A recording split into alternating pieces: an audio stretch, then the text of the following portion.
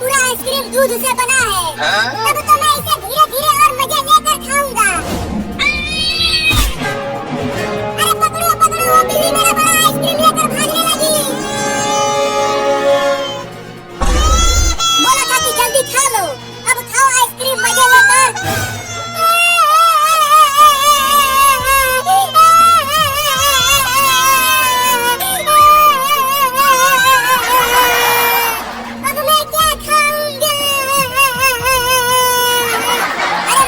चिंकी वाला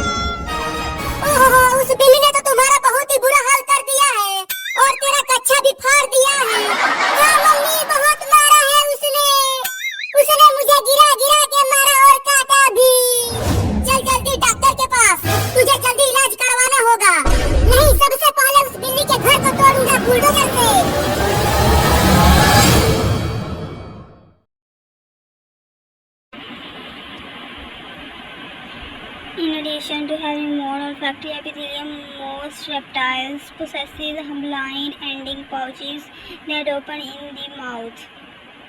These pouches, called Jacobson organs, are best developed in snakes and lizards. The protrusible forked tongue of snakes and lizards are accessory olfactory organ used to sample airborne chemicals. A snake tongue flicks out and then moves to the Jacobson organs, which perceive odor molecules. Turtles and the tuatara use Jacobson organs to taste objects held in the mouth. Olfaction apparently play a minor role in the lives of most birds. External nares open near the base of the beak, but the olfactory epithelium is poorly developed. Vultures are exceptions in that they locate dead and dying prey largely by smell. Many mammals can perceive olfactory stimuli over long distances during their day or night. They use the stimuli to locate food, recognize members of the same species, and avoid predators.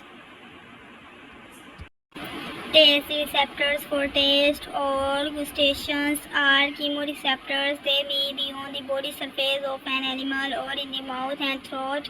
For example, the surface of the mammalian tongue is covered with many small protuberances called papillae. Papillae give the tongue its bumpy appearance.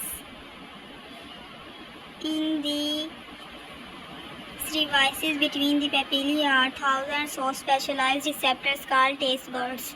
Taste buds are barrel-shaped clusters of chemoreceptor cells called gustatory cells and supporting cells arranged like alternating segments of an organ. Orange. Extending from each receptor cell are gustatory hairs that project through a tiny opening called the taste pore. Sensory neurons are associated with the basal ends of the gustatory cells. The four generally recognized taste sensations are sweet, sour, bitter, and salty. These exact mechanisms that stimulates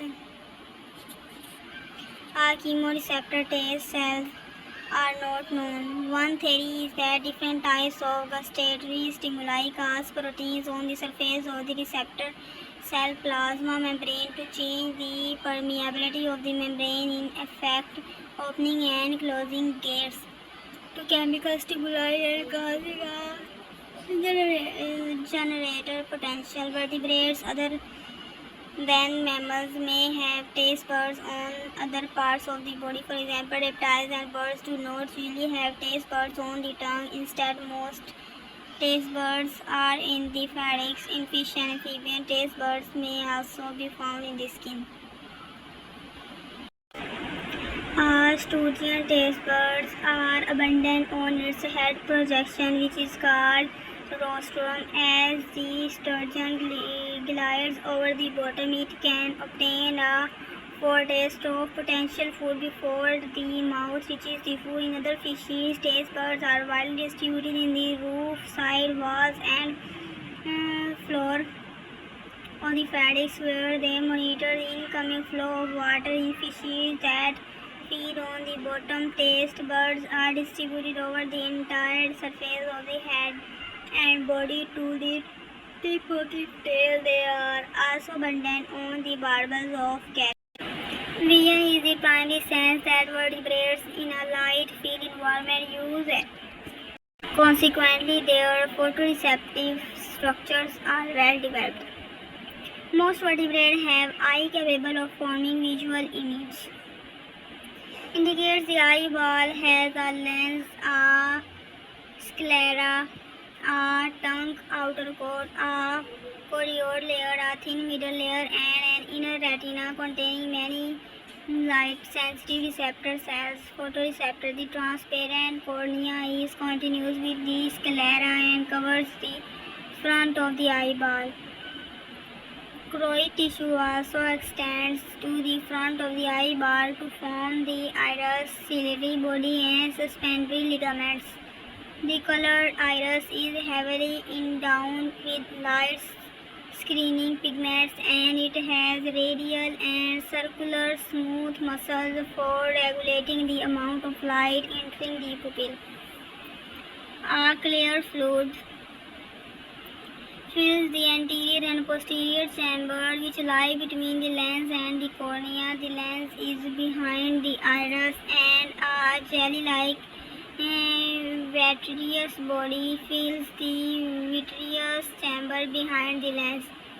The moist mucous membrane that covers the eyeball in the conjunctiva. Vertebrates can adjust their vision for light coming from either close-up or distant object. The process of focusing light rays precisely on the retina called accommodation. Vertebrates rely on the coordinated stretching and relaxation of the eye muscles and fibers that attach to the lens of accommodation. The eyes of fishes are similar in most aspects of structure and function to those in the vertebrates. Fish eyes are lidless, and the lens are rounded and close to cornea. Focusing requires moving the lens forward or backward. Vision is one of the most important senses in amphibians because they are primarily sight feeders. A number of adaptations allow the eyes of amphibians to function in terrestrial environments. For example, the eyes of some amphibians are close together on the front of the head and provide the binocular visions and well-developed depth perception necessary for capturing prey. Other amphibians with similar and more lateral eyes lack binocular vision. However, their more laterally placed eyes permit these animals to see well off to their sides. The transparent nictitating membrane is movable and cleans and protects the eye. Vision is the dominant sense in most reptiles, and their eyes are similar to those of amphibians. Upper and lower eyelid are nictitating membrane and a blood sinus protect and clear the surface of the eyes. In snakes and some lizards, the upper and lower eyelid fuse in the embryo to form a protective window of clear skin called spectacle. Some reptiles possess a median protective window of clear skin called spectacle. Some reptiles possess a median eye that develops from outgrowths of the roof of the optic rectum. In the Euthera, the median eye is complete with a lens, nerve, and retina. In other reptiles, the median eye is less developed skin-covered median eyes, which probably cannot form image. They can, however, differentiate light and dark periods and are used in orientation or to the sun. Vision is important to sense for most birds. The structure of the bird eye is similar to that of the other vertebrates. Birds have a unique double focusing mechanism that, like structure, control the curvature of the lens, and ciliary muscles change the curvature of the cornea. Double nearly instantaneous focusing allow a osprey or other bird of prey to focus on a fish throughout a brief but breathtaking fast descent. Like reptiles, birds have nictitating membrane that is drawn over the eyeball surface to cleanse and protect it. In all vertebrates, the retina is well developed. Its basement layer is composed of pigments, epithelium that cover the choroid layer, nerve tissues Nervous tissues that contain photoreceptors lies on the basement layer. The photoreceptors are called rod and cone cells because of their shape. Rods are sensitive to dim light, where cones respond to high